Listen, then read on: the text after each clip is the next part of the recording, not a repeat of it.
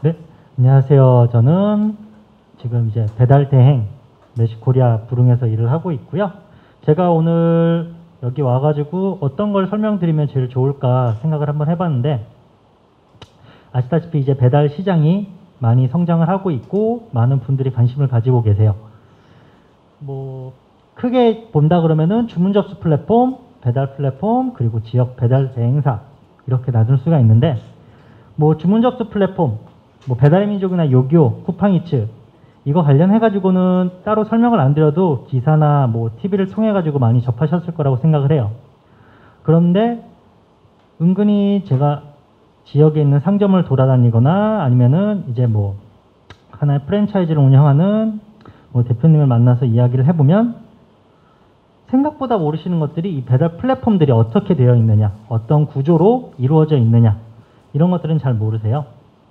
그래서 오늘은 한번 이제 배달 플랫폼 쪽은 어떻게 구성이 되어 있는지 한번 간략하게나마 나중에 이제 뭐 매장을 운영하시거나 배달을 하시거나 진행을 했을 때 나중에 지역 배달 대행사와 금액적으로 협의를 하실 때 좀 더 유리하게 가져가실 수 있게, 그리고 그 마지막에는 그 팁까지도 같이 한번 전달해 드릴 수 있도록 하겠습니다. 대략적인 구조는 두 가지로 나눠져 있어요. 배달 플랫폼은 말 그대로 이제 배달 프로그램 제공사, 그리고 저희 메시코리아 부릉, 조금 구조가 달라가지고 두 가지로 구분을 했는데요. 이미 지역 근처에서 많이 보셨을 거예요. 바로고, 뭐 공유다, 생각대로 이제 뭐 빨간색 배달통이라든지 뭐 하얀색 배달통이라든지 배달 대행사들 돌아다니는 거 많이 보셨을 겁니다. 하지만 걔네들은 단순히 말하면은 배달 프로그램사예요. 매장은 이제 지역 총판, 개인 사업자로 이루어지는 배달 대행사를 통해서 계약을 하게 되고요. 이 배달 대행사는 이 생각대로나 공유다 같은 배달 대행 프로그램을 그냥 빌려가지고 사용하는 것뿐이에요. 그러다 보니까 프로그램을 사용하면서 이제 배달 대행사는 배달 주문 한 건당 뭐 80원에서 100원, 많으면 200원 정도의 프로그램 사용료를 이 프로그램 제공사로 보내게 됩니다. 이 부분이 좀 있어요. 만약에 매장을 운영을 하시는데 배달 대행을 사용하고 있다. 그런데 배달 사고가 일어났어. 그러면은 야, 난 생각대로 쓰고 있으니까 생각대로의 본사에 전화해가지고 한바탕 해야지. 이거에 대해서 불만을 토로해야지. 그러면은 내 퀄리티가 조금 더 나아질 거야. 전혀 그렇지 않아요. 오히려 이런 지역 배달 대행사 같은 경우에는 그 지역 배달 대행사가 상점의 계약이라든지 상점의 운영, 그리고 이 상점에서 돈을 얼마나 받는지에 대한 결정권을 다 가지고 있어요. 그러다 보니까 오히려 생각대로 본사에다 배달 프로그램 제공사에 전화를 해서 컴플레인을 거는 것보다는 그냥 지점장, 그 지역의 배달 대행사를 운영을 하고 있는 뭐 팀장이라든지 지점장한테 전화를 해가지고 컴플레인을 거시는 게 훨씬 더 빨라요. 또한 이제 작년까지만 해도 이제 배달 대행 같은 경우에는 증빙이 없었어요. 세금 계산서에 대한 부분 신경 쓰고 있는 데들이 거의 없었습니다. 뭐 일부 있긴 있었습니다.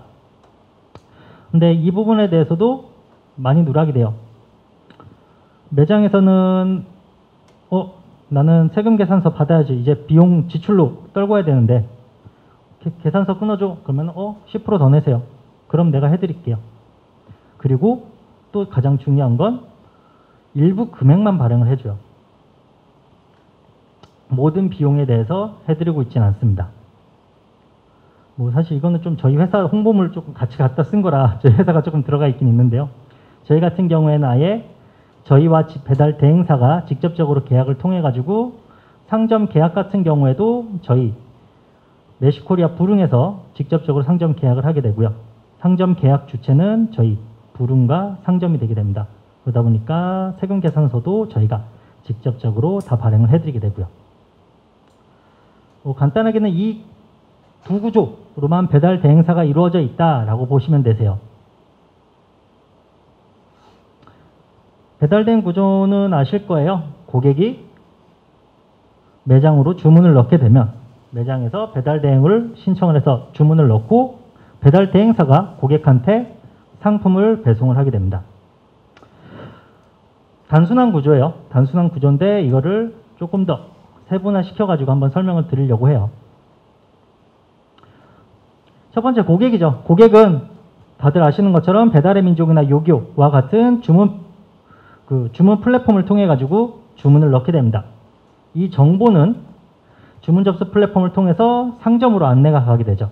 상점에서는 이 주문을 받을지 말지에 대해서 결정을 하게 돼요. 오케이. 상점에서는 이제 이 주문 받아야지. 내가 배달 고객한테 갖다 줘야겠어. 라고 생각을 하면은 저희 배달 플랫폼 프로그램을 통해 가지고 배달 대행을 부르게 되죠. 이때 이제 저희 배달 플랫폼 같은 경우에는 주문 접수 플랫폼, 요기요나 뭐 배달의 민족 같은 프로그램과 따로 협약을 통해 가지고 정보를 공유할 수 있게 진행을 하고 있어요. 꼭 저희뿐만 아니라 모든 배달 대행사들이 이 부분을 같이 진행을 하고 있습니다.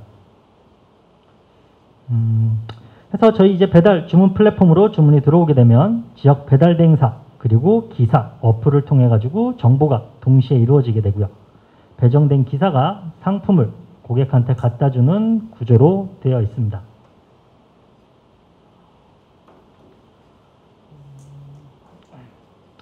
이제 사실 이 부분은 조금 제가 돌아다니면서 상점주들 미팅을 하면서 얘기를 들어보면은 이 차이점을 잘 모르는 분들이 있어가지고 한번 같이 설명을 넣어봤는데요. 고객이 결제를 하는 방식은 총 3가지가 있어요. 첫 번째가 배달 어플을 통해서 결제를 완료가 되는 선불. 그거 같은 경우에는 그냥 단순히 저희는 물건을 상점에서 픽업해서 고객한테 갖다 주면 끝이에요. 아무런 현금 거래라든지 금액적인 거래가 이루어지지 않습니다. 하지만 다른 것들이 있죠. 현금으로 계산 그리고 카드로 계산. 이 2가지 같은 경우에는 조금 다른 프로세스가 있는데요. 이게 작년까지만 해도 거의 대부분의 배달 대행사들이 이루어지고 있던 구조예요. 상점에서 주문을 넣게 되면 기사가 물건을 가지러 가죠. 그리고 그 상품 금액에 대해서 기사님 돈으로 상점에다가 주고 옵니다. 그리고 고객한테 배달해서 고객한테서 현금을 받게 되는 구조죠. 근데 이 구조 같은 경우에는 문제가 많아요. 돌발 사항도 많고요. 만약에 기사가 현금이 없다. 저희 지금 현금이 없어요. 나중에 상점 고객한테 받아가지고 나중에 갖다 드릴게요. 갖다 줄까요? 안 갖다 주죠. 한 10건 중에 1건은 누락이 발생합니다. 상점이나 기사 둘 중 하나가 기억을 해가지고 하면 되는데 상점도 까먹어요. 오히려 그러면은 기사한테만 이득이 되는, 상점에서는 힘들게 물건 팔아놓고 적자만 발생하게 되는 구조가 되어 있습니다. 또 고객이 현금으로 계산할게요 라고 하고 1,000원이 모자라요. 카드로 바꾸는 경우. 그리고 기사님이 준비하지 못한 수표 5만원 거스름돈을 준비해 줄 수 없는 구조. 이런 경우 때문에 서로 기사와 상점 간에 얼굴 붉히는 일이 항상 일어나요. 그래서 최근에 바뀐 결제 구조가 이겁니다. 이거는 요새는 이제 거의 대부분의 배달 대행사들이 같이 병행해서 사용할 수 있는 방법으로 하고 있어요. 똑같습니다. 상점은 고객이 현금으로 계산한대라고 저희 쪽에 정보를 보내요. 그럼 기사님은 매장에 가서 물건을 들으면서 돈을 주는 게 아니라 그냥 물건만 들고 나갑니다.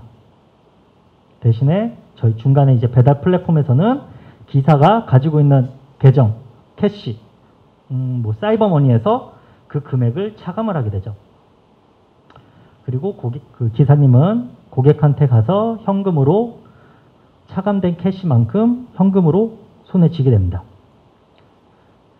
배달까지 완료가 되게 되면 배달 플랫폼에서는 이 기사가 캐시 차감한 금액을 상점의 예치금, 이거는 또 상점에 대한 사이버머니로 넣어주던지 아니면은 실제 현금으로 고객 상점 통장으로 넣어주게 됩니다.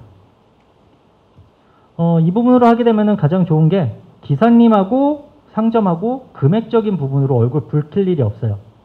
상점에서도 가장 싫어하는 것 중 하나가 돈 관련 문제들을 제일 싫어해요. 변상이 고객 컴플레인으로 해서 변상이 일어나든 아니면 배달 중간에 사고가 나서 그 금액에 대해서 물어줘야 되는 듯 금액적인 부분에 대한 컴플레인이 제일 예민하게 반응을 합니다.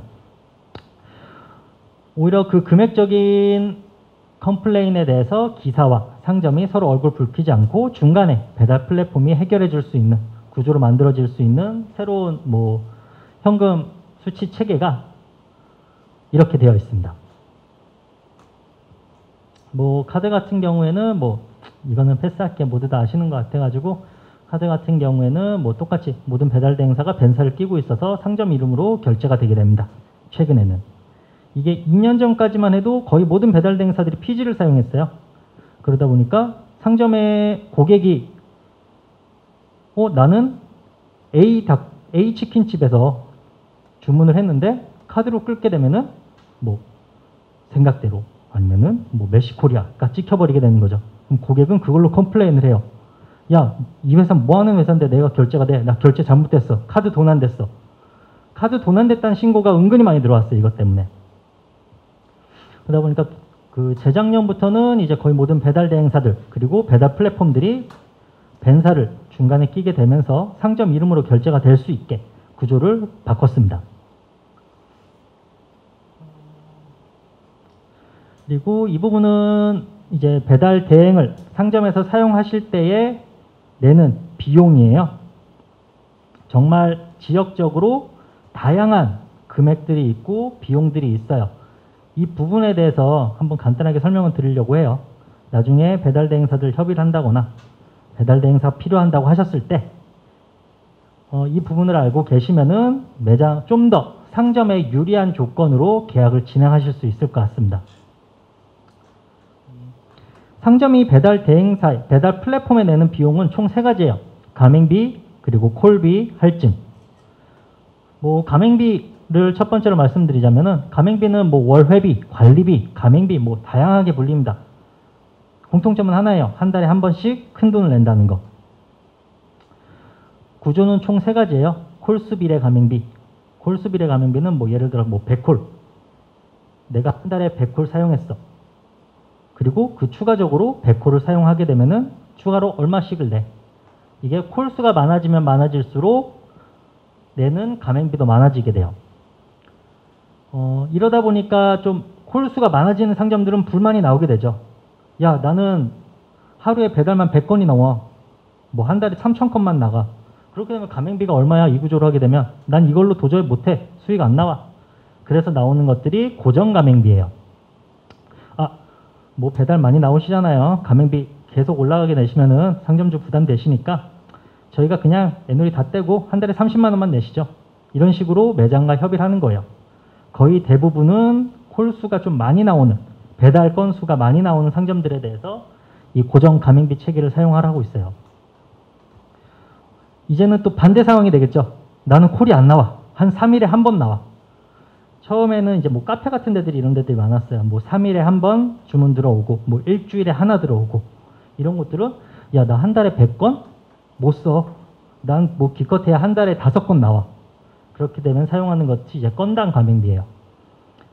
그래요. 고정적으로 내는 거 없이 그냥 사용하세요. 대신에 배달료에다가 500원, 700원, 1000원을 추가적으로 붙어서 건 바이 건으로 내세요. 라는 식으로 구조가 되어 있어요. 이제 두 번째가 콜비입니다. 콜비 아시겠지만 저희는 콜비라고 부르긴 하는데 배달료, 운송료 다양하게 불립니다. 대부분 아시는 것들이 대부분 진행하는 게 1번이에요. 거리비례 콜비. 이것도 마찬가지예요. 매장 위치에서 1.5km 갔을 때 기본 금액 얼마, 그리고 추가 100m 갔을 때 얼마, 500m 갔을 때 얼마, 이런 식으로 거리가 늘어나면 늘어날수록 늘어나게 되는 콜비입니다. 가장 많이 사용하라고 있고요. 거의 대부분이 이 기본 1.5km라는 거는 매장 위치에서 직선 거리로 측정을 하게 됩니다. 실제 주행 거리가 아니라요. 가끔 가다가 일부 지역에서는 여기에다가 비율을 또 섞는 데가 있어요. 실제적으로는 직선 거리는 1.5km인데 여기는 산으로 돼 있어가지고 저희는 1.5km에 곱하기 1.2를 합니다. 20%를 추가로 더 받을 거예요. 라는 식으로 하는 데가 있어요. 근데 이렇게 하는 배달 대행사나 플랫폼들은 거의 다 퇴출이 됩니다. 지금은 거의 없다고 보시면 되시고요. 두 번째가 상점들이 제일 좋아하는 구조예요. 계산하기도 쉽고 배달의 민족이나 배달 주문 플랫폼을 통해서 홍보를 하기에도 가장 적합하거든요.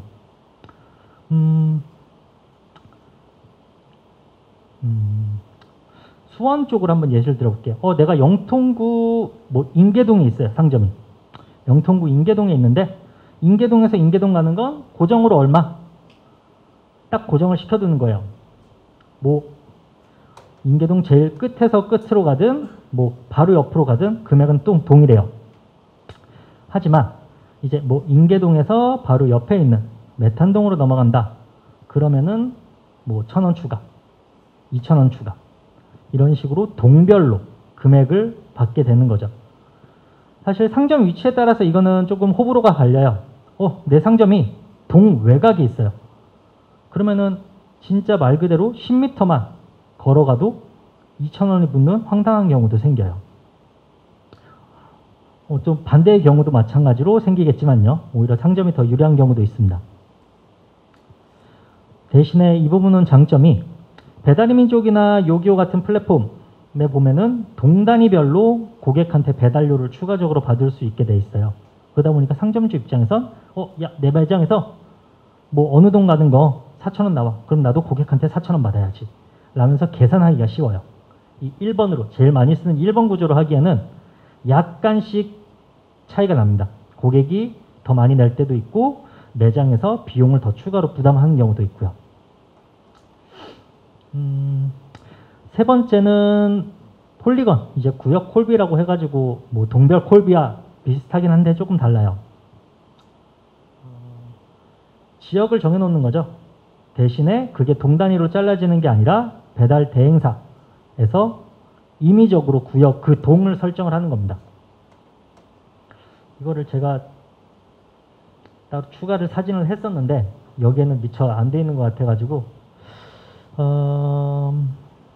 어떻게 설명을 드려야 되나? 예를 들어 같은 동 안에서라도 어디 조금 가기 어려운 곳들 같은 경우에는 추가적으로 돈을 더 받는 경우도 있고요. 오히려 내 동에서 떨어져 있는 곳이라도 여기는 도로가 잘 뚫려 있어서 금액을 동일하게 받는 경우도 있어요. 이런 식으로 지역적으로 지역 특성이라든지 이런 거에 따라서 다르게 받는 것들이 저 폴리곤, 구역 콜비라고 보시면 됩니다. 마지막으로 이제 할증 부분이 있어요. 이 할증은 상점주님들이 제일 싫어하는 것 중 하나예요. 기준도 없고 이해도 못하겠고 그런데 기사님을 위해서는 해야 되는 것 중 하나이기도 합니다. 가장 많이 아시는 것이 우천 할증, 우천시 얼마 추가 되는 것들. 사실 이 부분은 상점주들이 제일 정말 싫어하는 것 중 하나예요. 배달의 민족이나 요기요 플랫폼에선 비 온다고 해가지고 추가로 비용을 받을 수가 없거든요.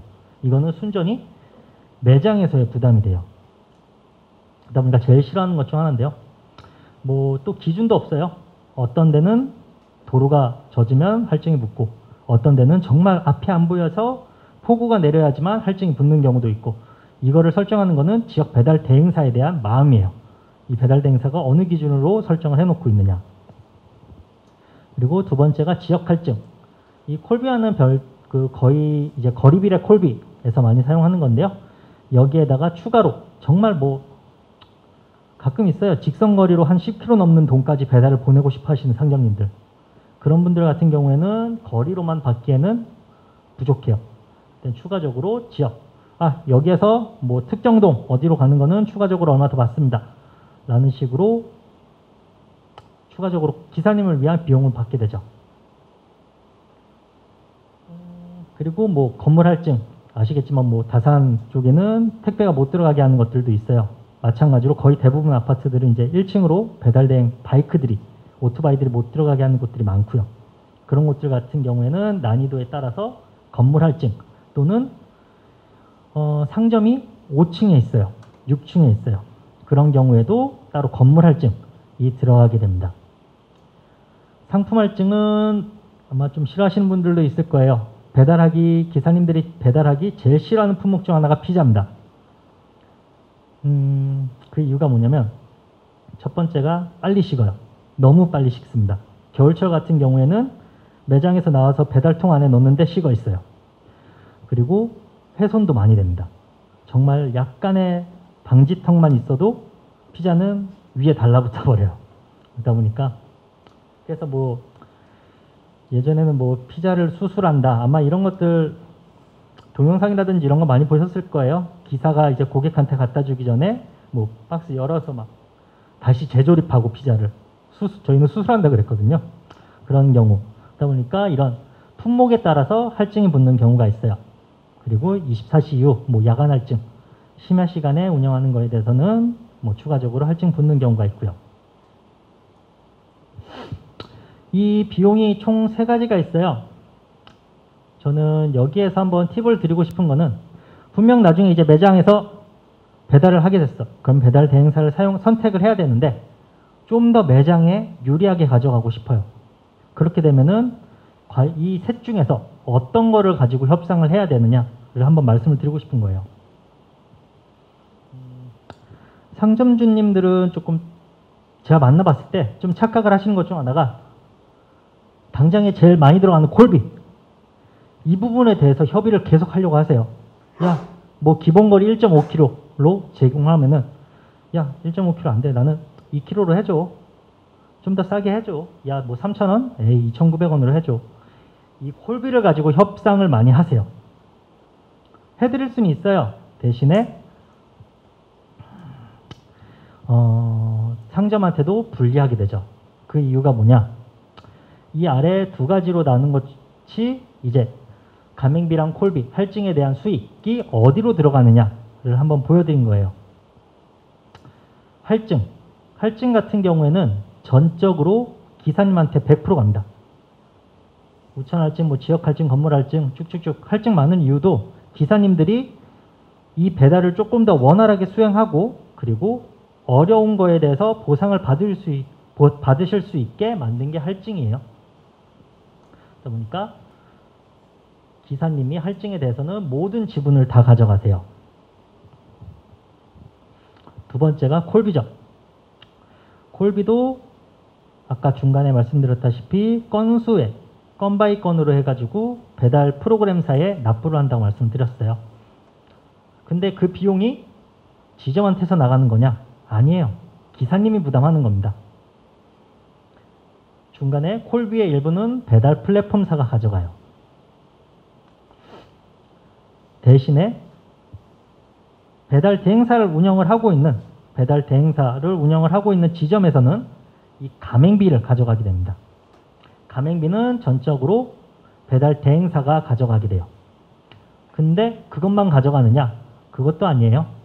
기사님이 가져가시는 콜비의 일부도 배달 대행사가 수취를 하게 됩니다. 콜비가 싸다고 상점한테 다 좋은 게 아니에요.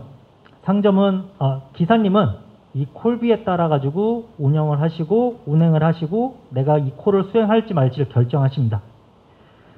당장에 콜비를 가지고 배달 대행사와 협의를 했다라고 해도 상점은 당장에 좋을 수는 있어요. 야, 나 나가는 비용이 제일 많이 줄였어. 야, 역시 나는 협상을 잘해 라고 생각하실 수도 있는데 장기적으로 봤을 때는 이거는 내 고객을 더 버리게 되는 일이에요. 콜비가 낮으니까 기사님은 콜을 안 잡아요. 왜냐? 바로 옆에 있는 상점에서는 같은 거리를 가도 100원, 200원을 더 주는데 나는 그럼 이 매장에서 2개를 치지 이 매장은 에이 나중에 할 거 없을 때나 치지 라는 마음으로 수행을 하게 돼버려요. 당장에 내가 100원을 덜 내게 되지만 수많은 잠재 고객을 잃게 되는 행위예요. 그래서 배달 대행사랑 협의를 하실 때 저는 이 가맹비라는 부분을 가지고 협의를 하셔라 라고 말씀을 드리고 싶어요. 이 가맹비는 전적으로 지역 배달 대행사의 수익이에요. 저희 회사도 마찬가지고요. 그러다 보니까 이 가맹비를 가지고 얼마나 줄였느냐 그리고 얼마나 아까 저 다양한 3가지 구조에서 내 매장에 적합한 가맹비 구조로 결정을 했느냐 그 부분에 대해서 선택을 하시는 게 매장 운영이나 그리고 이제 코로나로 인해 가지고 늘어난 배달 전쟁 시대에 조금이라도 더 매장에 수익을 가져다 줄 수 있는 방향으로 진행을 할 수 있을 것 같습니다. 아래쪽에 요약으로 잠깐 해놨어요. 뭐 기사가 가져가는 콜비, 그리고 할증 금액에 대해서는 협의를 할 때 조정을 하지 않는다. 대신에 배달 대행사가 가져가는 가맹비 한도 내에서 금액을 조정하는 게 나중에 배달 대행사를 선택을 하실 때 좀 더 유리하게 조건을 가져가실 수 있다라고 말씀을 드리고 싶습니다. 네, 뭐 저는 여기까지 설명을 드리고 싶고요. 사실 오늘 저도 여기 공유 FC로 오면서 한번 저도 잘 못 나와가지고 한번 저희 회사에 대해서도 한번 간단하게 설명을 드리고 싶어서 뒤에 잠깐 짤막하게나마 넣어봤어요. 저희 이제 메시코리아에서 제공하는 배달 플랫폼 부릉이라고 하는데요. 뭐 아시다시피 배달 대행뿐만 아니라 이제는 뭐 사륜 배송, 당일 배송, 그리고 TMS나 OMS, 뭐 자전거를 통해서 배달할 수도 있는 부릉 프렌즈까지도 운영을 하고 있습니다. 이제는 꼭 바이크로만 배달 대행을 진행을 하는 게 아니라 이제는 사륜 배송을 통해서 당일 배송, 그리고 물건까지도 배송을 하고 있고요. 평균적으로 저희는 배달 대행에서 24분 30초 안에 배송이 완료가 되고 있습니다. 근데 이거는 지역별로 좀 차이가 큽니다. 네. 또한 저희는 프로그램사가 아니에요. 프로그램을 팔고 그 프로그램에 대한 수익료를 받는 게 아니에요. 고객이 주문을 넣고 상점에서 주문을 넣게 되면 이 모든 데이터들은 저희 회사의 빅데이터로 쌓이게 됩니다. 이 빅데이터를 통해 가지고 다양한 알고리즘이 나오게 되고요. 이 알고리즘을 통해서 조금 더 적합한 그리고 효율적인 루트를 통해서 수행을 할 수 있게 TMS 솔루션까지 저희가 제공을 하고 있습니다. 이거는 이제 배달 주문 플랫폼들이 정말 요새 호황을 하게 되면서 저희도 작년에 투입을 하게 된 기능 중 하나예요. 상점주님들 아시는 분들은 정말 잘 사용을 하고 계시는데요. 깃발 추천 사이트입니다. 뭐 상점주님들 뭐 매장을 처음 열었어. 난 이 상권에 대해서 몰라. 라고 하면은 가장 어려워하시는 게 깃발 꽂는 거예요. 깃발이라는 게 뭐냐면은 배달의 민족에서 내 상점의 주문이 어느 반경 내에까지 보여지게 되느냐. 그거를 선택할 수 있는 게 깃발이에요. 거의 대부분은 매장 위치로 깃발 하나 꽂아서 매장 위치에서 직선거리로 2km 반경 내에 있는 고객들이 내 주문을 볼 수 있게 하고 있어요. 조금 더 넓히고 싶다라고 하시는 분들은 뭐 내 매장에서 조금 떨어진 동으로 깃발을 꽂아서 그 지역, 그 깃발을 중심으로 2km 반경 내에 있는 주문도 받을 수 있게 진행을 하고 계시죠. 근데 궁금해 하세요.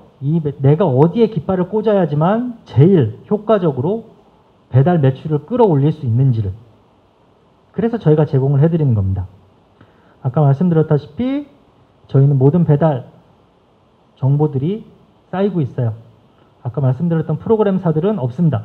왜냐하면은 계약 주체는 지역 배달 대행사가 가지고 있다 보니까 이러한 정보들을 가지고 갈 수가 없게 돼 있어요. 저희한테 쌓인 이 정보를 통해서 내 매장 위치가 여긴데 내가 지금 평균적으로 배달을 이렇게 보냈어. 인근으로 가장 많이 나오고 여기가 뭐야? 서울대 쪽인가요? 이쪽으로도 많이 나오네? 그럼 나는 깃발을 어디에다 더 한번 꽂지? 뭐 배달의 민족을 할 거야? 요기 할 거야? 주문 채널 선택을 하고 내 카테고리 선택하고 깃발 몇 개 꽂을 거다. 깃발 하나당 지금 8만 원 정도 할 거예요. 네. 깃발은 몇 개 꽂을 거다라고 선택을 하면은 자동으로 추천을 해줍니다. 내 매장 위치가 여긴데 깃발 매장 위치에 꽂는 건 당연하고 그 외로 이 세 군데에다 더 꽂아봐. 그러면 조금 더 배달 매출이 늘어나게 될 거야 라고 저희 데이터를 통해 가지고 전달을 해드리고 있습니다. 네, 이상입니다. 뭐 따로 또 궁금하신 거 있으면 말씀해 주시면은 제가 한번 아는 한도 내에서는 다 설명을 드릴 수 있도록 하겠습니다. 네.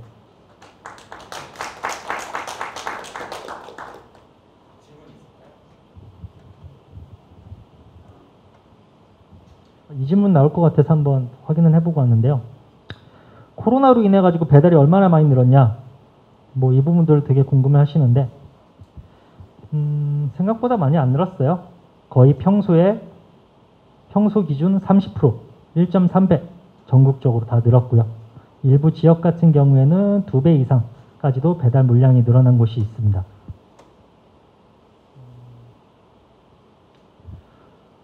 코로나로 인해 가지고 배달이 호황이 된 건 맞는데 저희는 더 힘들어요. 기사님이 안 구해집니다. 저희는 진짜 말 그대로 수요는 많은데 공급을 해드릴 수 있는 부분이 없어요. 그러다 보니까 그때 한번 코로나로 인해 가지고 했을 때 공유FC 카톡에다가 한번 보내드렸던 게 하실 거라면 최대한 빨리 지금 해주셔라. 배달 대행사를 찾으셔야 된다. 안 그러면은 그 다음엔 배달 대행사에서 주문을 못 받을 수도 있다. 라고 미리 한번 말씀을 드렸어요. 그만큼 그 당시에는 배달이 너무 넘쳐나서 저희도 어떻게 감당할 수 없을 정도고 속된 말로 거의 기본 배달 가는데 1시간 반? 그 당시에 치킨 시켜보셨으면 아시겠지만 2시간도 걸렸어요. 고객한테 가는데 2시간도 걸렸고 고객들도 그걸 이해를 했고요. 오히려 코로나로 인해 가지고 조금 긍정적인 효과를 받았던 배달 그 플랫폼이 있죠. 쿠팡이츠. 쿠팡이츠가 이번 코로나로 인해 가지고 조금 가장 긍정적으로 이 사태를 파악하고 기업의 이미지를 조금 더 끌어올릴 수 있었던 기회로 삼을 수 있었던 것 같습니다. 제가 생각했을 때. 네, 이상입니다. 감사합니다.